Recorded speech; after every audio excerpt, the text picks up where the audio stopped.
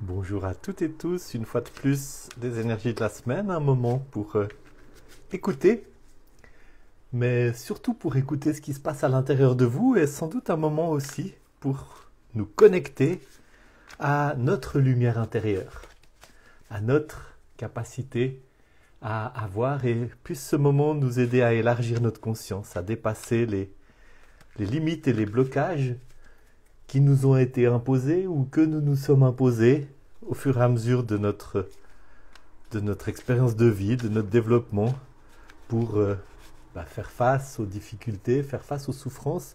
Il y a beaucoup de limites que vous vous êtes imposées, que je me suis imposé, que nous nous sommes imposées, dont nous n'avons plus besoin. Elles ont été utiles à un moment donné parce que nous faisons face à des choses extrêmement difficiles au fur et à mesure de notre existence. Et bien souvent, nous avons besoin de les mettre à distance d'une manière ou d'une autre, spécialement pendant l'enfance, hein. Mais beaucoup de ces limites que nous nous sommes imposées ne sont plus nécessaires maintenant, parce que nous avons grandi, parce que nous avons acquis de nouvelles ressources, et puisse ce moment nous aider à prendre conscience de certaines de nos libertés, de certaines de nos potentialités, et aussi de certaines des choses que nous avons exilées au fond de nous et que nous pourrions récupérer et dont nous tirerions beaucoup de profit à récupérer. Voilà, disons tout ça, je finis de brasser mon jeu, je le coupe. Première carte, 7 d'épée, une carte qui me parle beaucoup, une carte qui fait partie de mon histoire. J'ai beaucoup réfléchi sur cette carte. Le 7 parle d'un défi qui est beaucoup lié à nos structures intérieures, à nos habitudes de pensée, à nos routines, hein, ces mécanismes par défaut que nous utilisons pour faire face aux difficultés, à la réalité, aux chemins neuronaux qui se sont gravés en nous au fur et à mesure que nous les parcourions sans cesse de la même manière. Vous savez, ces manières de voir la réalité qui ont l'air d'être presque partie de nous. Genre, il se passe telle et telle chose, je vais probablement réagir de cette manière. Qu'est-ce que je pourrais trouver comme exemple? Euh, Quelque chose ne fonctionne pas dans telle ou telle relation, je vais a priori plutôt me dire c'est ma faute, qu'est-ce que j'ai fait de mal et me culpabiliser. C'est un mécanisme par défaut qui m'empêche souvent de regarder la situation telle qu'elle est, puis de peut-être des fois faire la part de la responsabilité de l'autre de la mienne, ou de trouver des solutions créatives, de ne pas m'arrêter à de qui c'est la faute, mais de plutôt réfléchir à quelles seraient les solutions. Bonjour. Donc ce 7 d'épée défie par rapport au monde intérieur, par rapport aux structures de pensée, et bien sûr l'épée, ben justement c'est ça, c'est la pensée, c'est les manières dont mon cerveau fonctionne. Et le 7 d'épée, souvent, nous parle de dépasser des habitudes que nous avons dans les relations.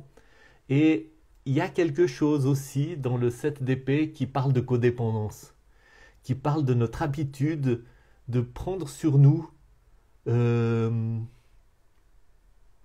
de croire que nous savons mieux que l'autre. Il y a quelque chose dans l'épée qui parle d'un rapport de force, qui parle d'un conflit, qui parle d'une sorte de jeu de pouvoir. Et le 7 d'épée, il a quelque chose à voir avec cette manière subtile d'exercer du pouvoir sur les autres, non pas dans la confrontation directe, le combat, la malveillance exprimée, mais dans ces stratégies un petit peu relationnelles subtiles par lesquelles on se rend supérieur à l'autre, peut-être en voulant l'aider, peut-être en sachant mieux que lui ce dont il a besoin, peut-être en trouvant un moyen de nous rendre indispensables envers lui ou de croire que nous le sommes.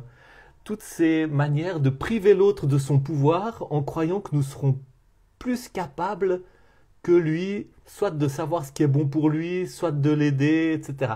Toutes ces stratégies qui font que nous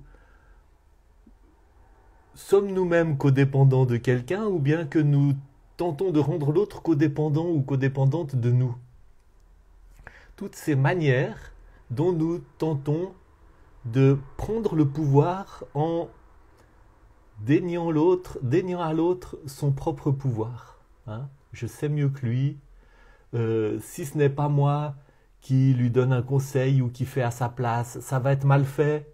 Si il ne m'écoute pas, il va y avoir des catastrophes. Et puis finalement, je prends sur moi quelque chose qui ne m'appartient pas, ou je donne à l'autre quelque chose qui ne lui appartient pas. Je peux aussi me rendre moi dépendant, croire qu'il y a quelqu'un qui va être capable de me sauver.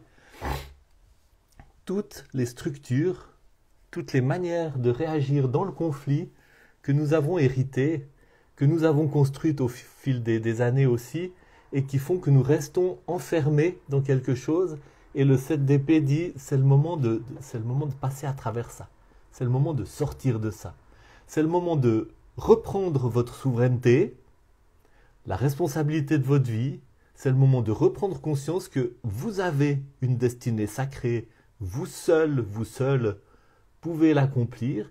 Et l'autre a une destinée sacrée. Lui seul, elle seule peut l'accomplir, peut trouver son chemin. Vous pouvez être solidaire, vous pouvez lui donner votre compassion, vous pouvez ou la bénir, la soutenir, mais lui seul, elle seule possède la responsabilité de son chemin, de même que vous seul possédez la responsabilité de votre chemin.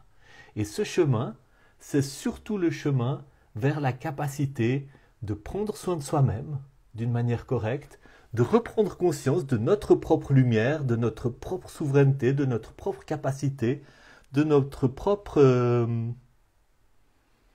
stature, dignité royale sur cette terre pour mener notre vie de la meilleure manière possible et apprendre les leçons qui se présentent devant nous. Donc, voilà, 7 d'épée, une carte de défi, mais une carte qui parle d'un chemin vers quelque chose de magnifique. Cette souveraineté, les Anglais, les Américains parlent de agency, cette capacité d'être acteur de sa vie. Et la Lune qui vient sous-tendre ça, la Lune qui parle de laisser venir, de prendre conscience de choses qui viennent des profondeurs. Ce lac qui prend beaucoup de place sur la carte et qui est dans la partie basse de la carte. Ce lac qui parle des profondeurs inconscientes de notre être, qui parle des profondeurs inconscientes personnelles ou collectives, desquelles montent des choses profondes et parfois troublantes, mais qui sont appelées par la Lune, qui veut voir venir à la surface des choses que nous avions laissées cachées.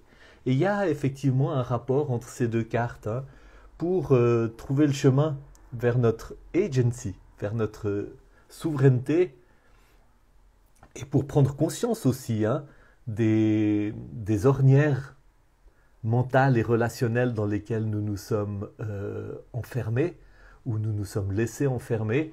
Eh bien, il est souvent absolument nécessaire d'aller regarder à l'intérieur, d'aller regarder en nous, dans les profondeurs de nous, les parties que nous avons exilées, les hontes, les culpabilités, mais aussi les forces, les ressources, les appels, les aspirations profondes auxquelles nous n'avons pas su comment donner de la place ou que nous n'avons pas osé donner de la place. Et vous avez sur cette carte vraiment ce mouvement de quelque chose qui monte depuis les profondeurs et qui est comme appelé et qui se révèle aussi à la lumière de cette lune qui, on le sait, exerce une force d'attraction. Elle est pleine. Elle exerce une force d'attraction pour faire monter ces choses. Et il y a aussi dans cette carte, c'est intéressant quand même, ces deux tours qui montent la garde. Ces deux chiens aussi qui en même temps hurlent à la lune, puis qui en même temps sont des gardiens. Les chiens, vous avez Cerbère qui est le gardien qui empêche d'entrer dans le monde d'en bas, et puis qui empêche aussi d'en sortir, qui monte la garde. Je pense qu'il nous faut, pour aller à la rencontre de ces profondeurs, il nous faut discuter avec nos gardiens. Il y a des parties de nous qui ne veulent pas qu'on aille regarder, parce qu'elles pensent que c'est dangereux, parce qu'elles pensent encore que nous sommes les enfants que nous étions quand nous avons mis en place les refoulements et les stratégies d'évitement qui étaient utiles à l'époque. Elles pensent que nous sommes encore des enfants incapables de faire face à ces choses. Nous pouvons négocier avec ces parties de nous en leur expliquant: j'ai grandi, j'ai acquis maintenant de la sagesse, j'ai acquis de la force, j'ai affronté toutes sortes de choses dans ma vie. Je peux maintenant aller regarder. Hein, ça ne va pas me détruire, ça ne va pas me faire du mal, ça va m'aider à grandir. Et vous pouvez expliquer aux gardiens qu'ils vont pouvoir utiliser leur énergie protectrice, qui est une bonne énergie, mais ils vont pouvoir l'utiliser pour d'autres choses, pour vous aider par exemple à mettre des limites saines avec autrui au lieu d'entrer dans les mécanismes de codépendance, ou pour prendre soin de vous d'une bonne manière, ou toutes sortes de choses. Bon, c'est tout un sujet, hein, ce serait le sujet d'entretien de psychothérapie ou d'entretien de développement personnel ou de travail d'intégration approfondie, de développer ces choses. Et peut-être que ça suscite aussi en vous cette prise de conscience qu'il y aurait du travail à faire pour aller à la rencontre de tout ça. Des fois, ce travail de négociation avec les gardiens et d'aller à la rencontre du monde intérieur n'est pas un travail que nous sommes à même de faire tout seul ou toute seule. Hein. Moi, j'ai besoin parfois d'interactions avec un thérapeute, souvent de ces interactions que nous avons avec mon épouse, parfois aussi d'aller utiliser des méthodes qui permettent de créer un état un peu altéré de conscience, avec la respiration, avec la méditation, avec des médecines psychédéliques, avec des choses qui nous aident à aller plonger dans les profondeurs. Hein. Et des fois, ça ne se fait pas tout seul. Et c'est aussi une chose qui est intéressante et qui vient dans ce tirage. Et puis, je regarde la carte qui est en dessous, qui parle de l'énergie qui surplombe tout ça, ou de l'énergie vers laquelle tout ça nous mène. Et vous avez le valet d'épée. Ben voilà. Vous avez ce 7 d'épée qui parle de structures qui enferment et il faut apprendre à traverser. Et vous avez ce valet d'épée qui est toujours dans cette énergie de l'épée, mais qui est dans la position de celui qui commence quelque chose de nouveau, de l'apprenti, de celui qui a quelque chose à apprendre. Hein.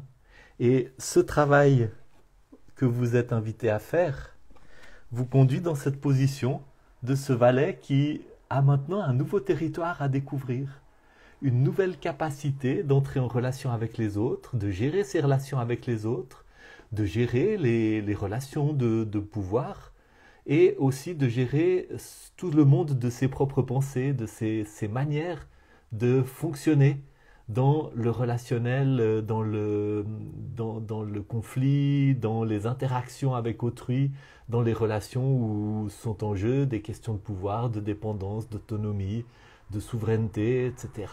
Voilà. Donc, une carte qui parle vraiment d'une nouvelle étape de vie dans laquelle vous allez apprendre une autre manière, une nouvelle manière de fonctionner. Une belle promesse.